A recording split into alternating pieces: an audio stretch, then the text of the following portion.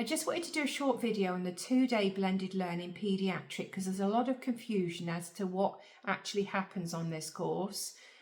And this is the one that schools, all those types of organisations actually need. So day 1 is done online. You can do this at your leisure.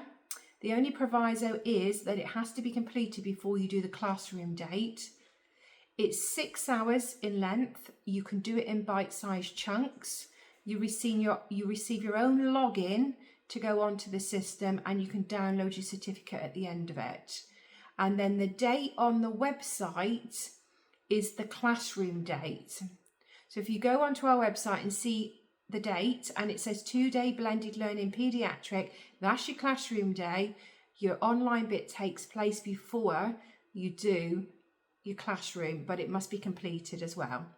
And then we also do a 2-day paediatric, which is 2 days in the classroom, and we do a 1-day paediatric, which is 1 day in the classroom.